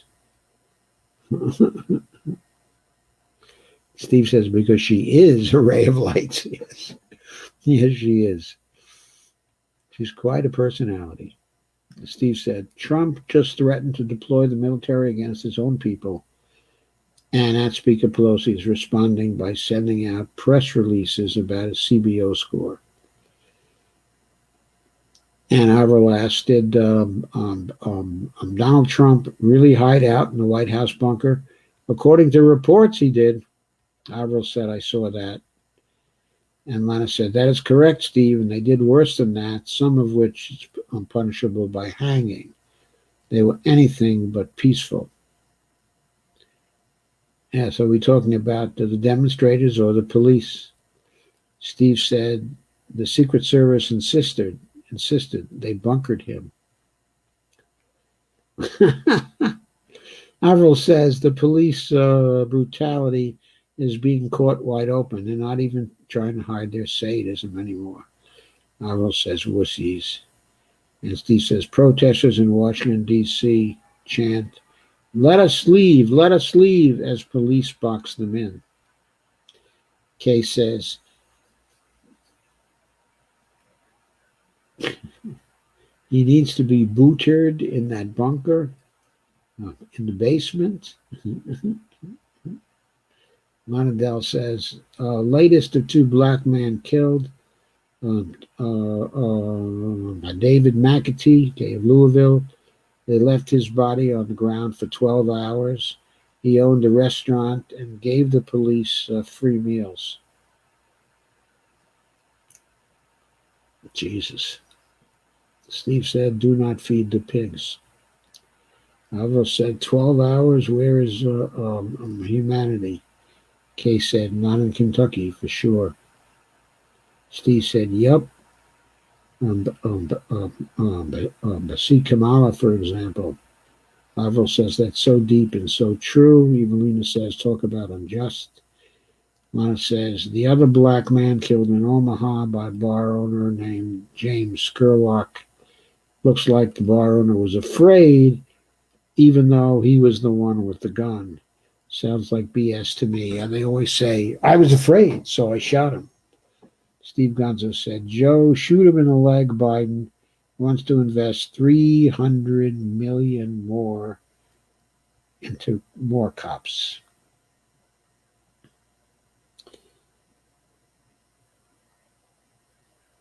Romano says the oppressive class of blacks are called the quote boule, unquote. Steve Wolfbrand said, is calling Asians yellow people still kosher? Doesn't sound good. No, I don't think it's kosher, Steve. I don't know if it was ever kosher.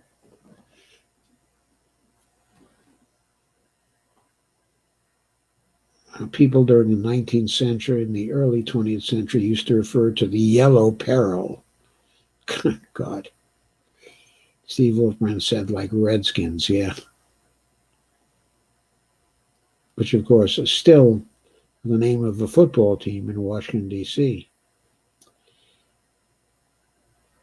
And Lana says, the man killed was named James, not the bar owner. But Evelina asks, French? But Chauvin is a French name. That's the cop who killed Floyd. Kay says, I unfriended a bunch more.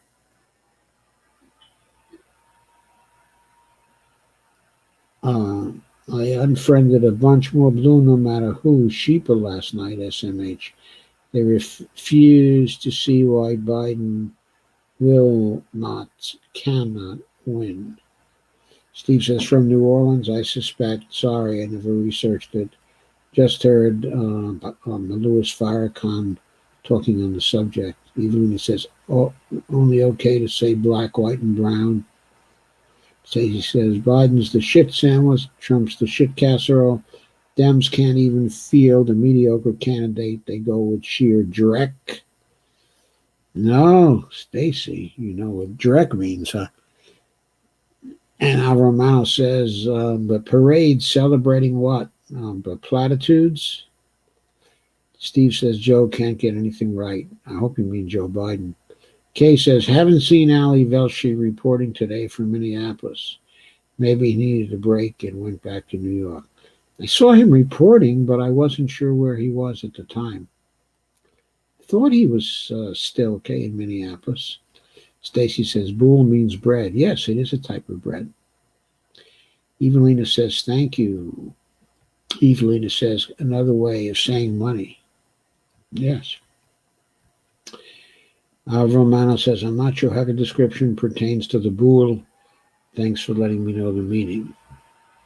Steve says, this country is collectively vomiting up 400 years of toxins. The problem is we still seem to be manufacturing those toxins in our innards, the toxins of hate.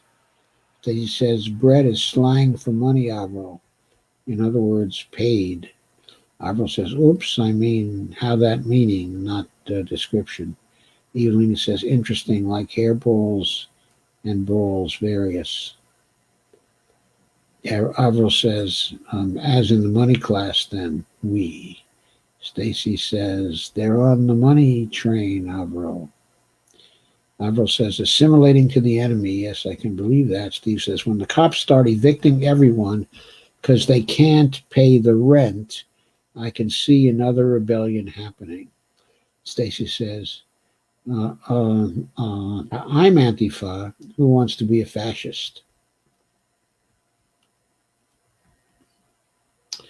Certainly not I. Kay says, the orange idiot is threatening martial law nationwide now. Antifa isn't an organization. Yes, it's not. Avril says, well, by Donald Trump wanting to persecute Antifa's terrorists, most definitely certifies him as a fascist. Yes, that was my immediate thought when he said that he was just confessing to fascism. Evelina says, truth is anybody can be accused of being Antifa, dangerous. Steve says, how close are we to fascism? Thoughts? Stacy says, pretty goddamn close. Steve. What I think is, if he makes his move, and is not countered by other institutions. And we see that happening. We see them going along with it, okay, and going along with him. And if we don't hit the streets to bring his government to a close, right then and there, we're going to have a rigged election, and we're going to have a fascist state following the rigged election. We got to stop it now, this summer, as he makes his moves, because as the threat of his getting defeated in the fall grows greater, which it is, he then is going to make more and more of these moves to try to lock down a dictatorship. He's going to grab for it, if only because he doesn't want to be prosecuted in New York State and maybe in other states as well after he gets out of the presidency. Avril says, Evelina, that's what's behind Herr Fuhrer's labeling move. Kay says, Steve, in my opinion, we're already there. We just don't know it yet. Now, if we were really there, we would know it. They would be at our doors tonight. Evelyn said there's a curfew in New York City wide starting at 1 p.m. tonight, but that is de Blasio's curfew, not Trump.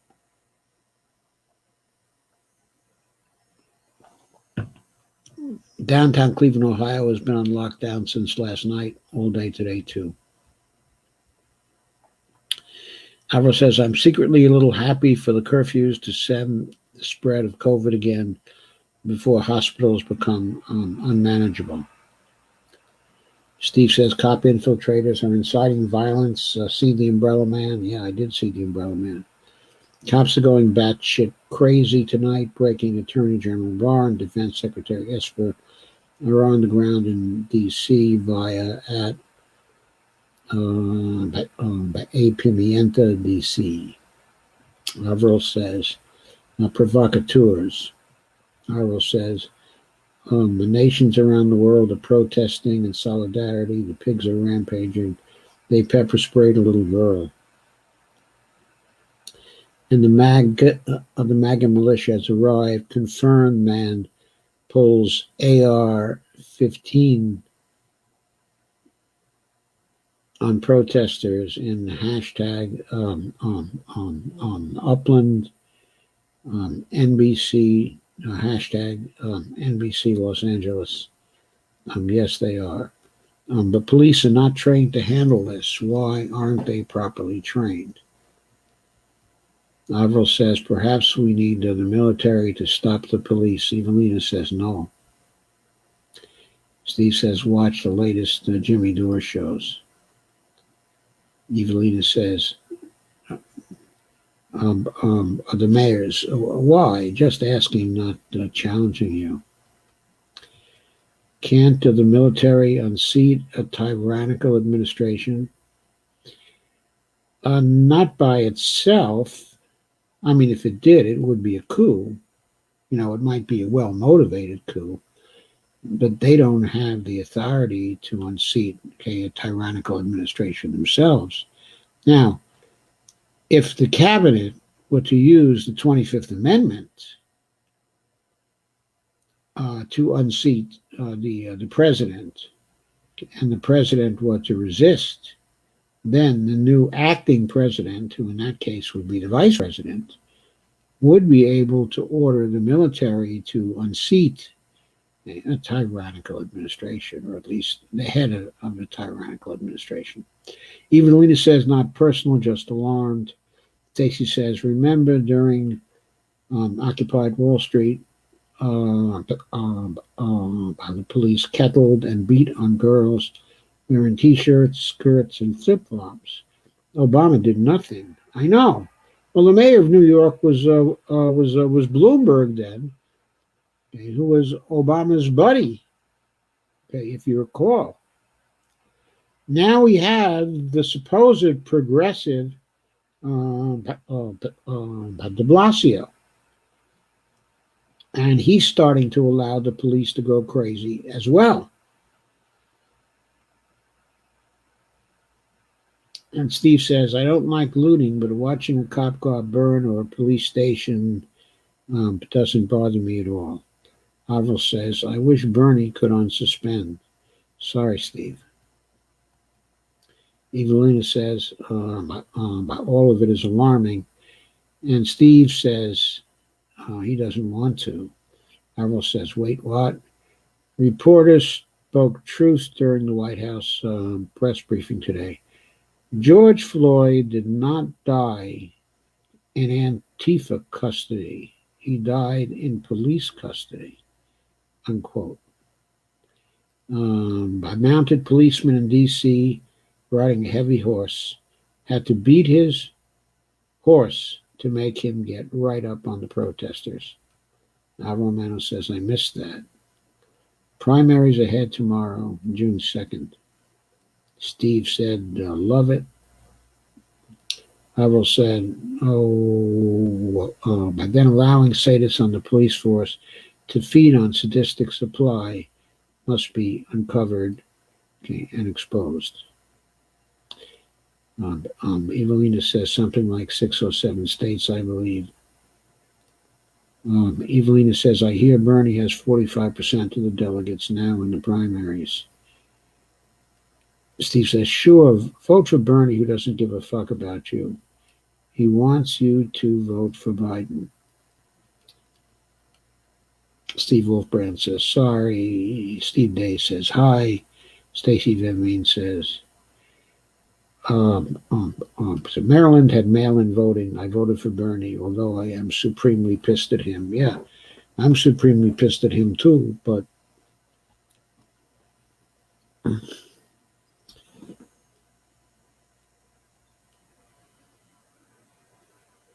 he's still the best among those alternatives to vote for. Okay, if you're going to vote in that primary, okay, in the Democratic primary. Evelina says, okay, if there are enough delegates, it can make him think to unsuspend.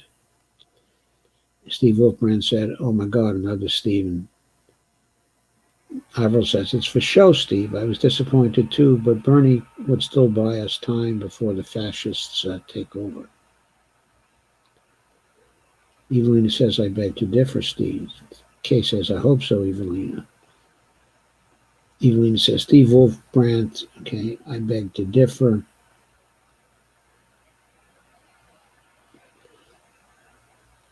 Steve Wolfbrand says, throw a dart in that horse's butt.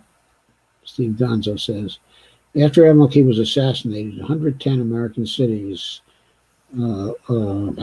started rioting, causing $47 million in damage. On the 6th day of the riots, the Civil Rights Act of 1968 was passed. Yes, but there was a Democratic administration, okay, in office then. And Lyndon Johnson was the president, still the president, and Hubert Humphrey was still the vice president.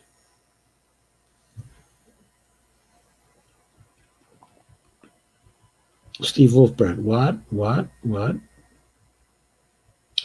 Avril says, in Africa has another Ebola outbreak.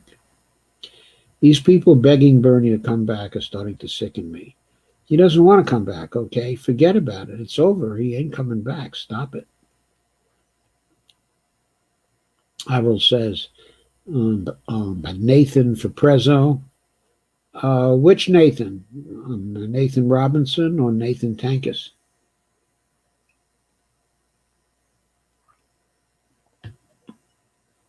Evelina says, you stop it, Steve. These people have names like you do.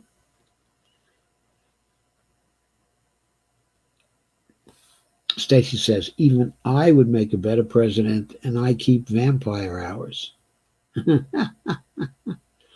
Evelina says, Dr. Joe for president. Thank you, Evelina. Stacey says, and I hate churches and churchy people and fair food. Evelina says that mounted cop that rode over the protester. Steve Day says, lock him in the bunker far underground and never let him out. Avril says, that's right. End federal tax dollar stupidity. That wasn't federal tax dollar stupidity. He was talking about people who were mostly paid for by the police. That truck that almost mowed down protesters on a bridge. The police feel immortal. Steve Wolfbrand, that's what happened. Steve Wolfbrand said all the pigs are on overtime, as well as helicopters. I'm in downtown LA. I hear sirens all night long. This is costing us millions.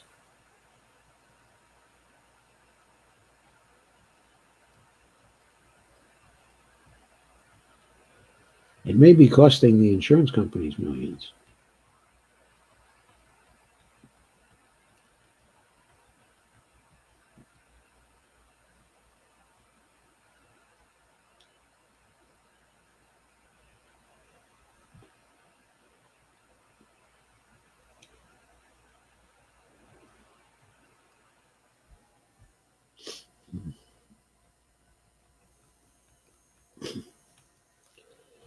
Steve Wolfbrand, that's what happened. Steve says, all the pigs are on overtime as well as helicopters. I'm in downtown LA. I hear sirens all night long. This is costing us millions. Yeah, that's true. Oh, great. More money funneled to the prison for profit industry, says Avril. Avril says, yep, because sharing is caring. You know, we're getting used to calling him Avril, and it's really Carmen. But city's going broke in the middle of a pandemic. Can it get any worse? Steve says, yep. One mounted pig trampled a protester on his horse. Kay says, watch it get worse, Evelina. I'm hoping not. Rick says, black man, hands up, unarmed. Okay, police release a dog on him to attack him. This black man does not even fight off the dog because he's too afraid. The police will kill him. Do you understand the level of fear it takes to lay still while a dog attacks you? What the fuck? Kay says, but me too, but no one is doing a damn thing to make it better, are they? Not yet. Lana says, I was talking about the Sons of Liberty, not peaceful at all. Steve Gonzo says, tonight's tactic is corral and gas. Biden says, shoot them in the leg. You could hit the balls. Evelina Ponte says that would not be good at all. Asian or Latino is okay, I think. I'm no Bill Buckley, but I know a lot of words. Evelina says much better. Evelina says, okay, laugh out loud. Avril says, how can we hit the streets now with curfews, okay, and militarized? Police. Who said you had to hit the streets at night? Evelina said, good question. Evelina says, London, Berlin, and in New Zealand. Senior military officer on Trump statement. So we're going to tell our soldiers that we're deploying them from the Middle East to the Midwest? But what do we think we're going to say? Yeah, sure, no problem, guess again.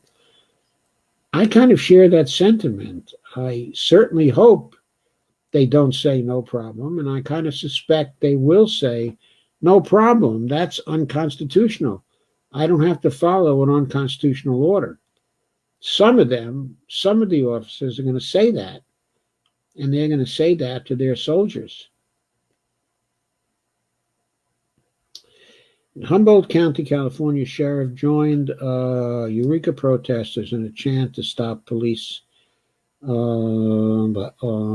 brutality. I heard the Flint, Michigan chief did also. Steve says, I drove by a little gun store today. The line was 100 yards long. My God. Avril said, thank you for that important information about the 25th Amendment. They deployed 800 to Colombia, okay, a couple of days ago. They didn't have too many who were available, right, to deploy to Colombia because most of them were in the Middle East. Our armed forces, our military, has been very small now for some years. I mean, in terms of total number of people, okay, who are under arms, it's historically a very small percentage, okay, of the population. I don't think they have enough military to put down everybody here. I don't think the combined military and police could put down everybody, okay, in the United States. If there were a revolution in every major city, I don't think they could stop it. Steve Day says Sanders may unsuspend. What is to stop him? He's afraid they're going to throw him out of the Democratic Party.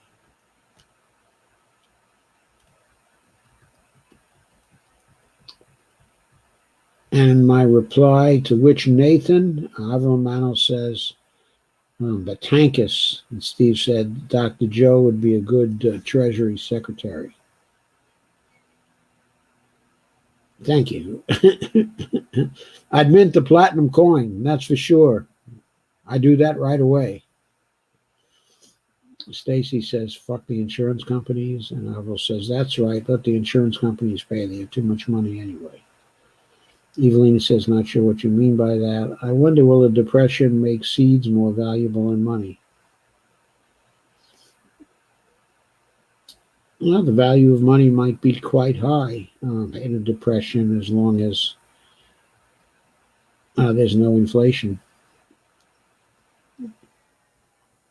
And Steve says, Carmen uses Avril's phone. I know.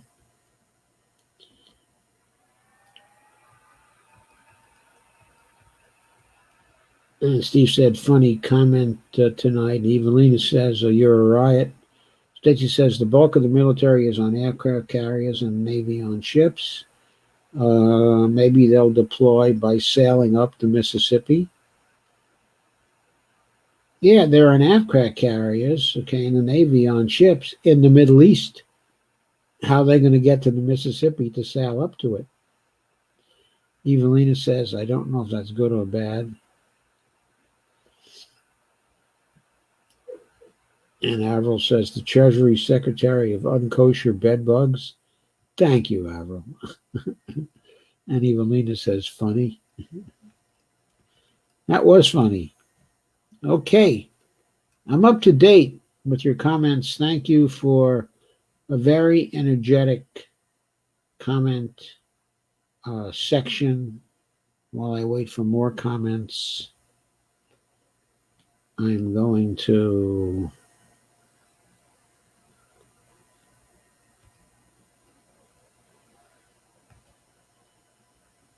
flash my YouTube channel.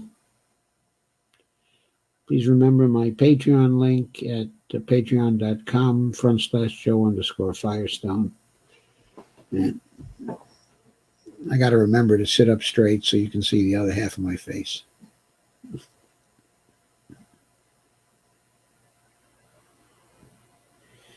Okay, any more comment gems to consider? There's at least one more. And Joanne Olenhouse Ricardio says, thanks. You're very welcome, Joanne. I think you're thanking me, but if you're not thanking me, then I'm sure you're very welcome anyway. There's an organization that deals with police, the brutality. Link is on my page.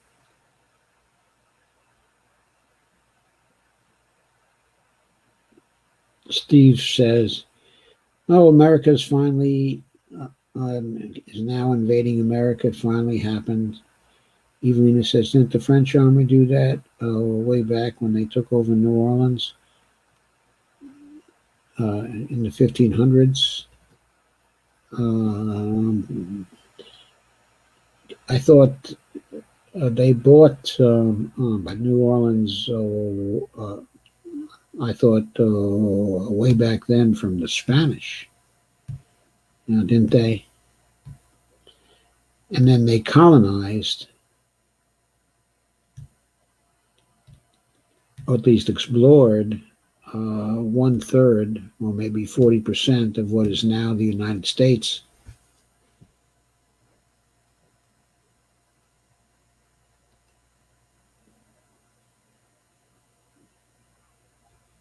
And now people are starting to say goodnight. Kay says, thank you all and see you tomorrow. Good night, Kay. See you tomorrow. Happy dreams. Thank you and good night. Avril says, COVID ended distractions like football games and NASCAR, waking more people up. Yeah, that's probably what's happening. This is probably an effect of COVID in more ways than one. So thank you very much. I am ending now. Good night. Sleep well.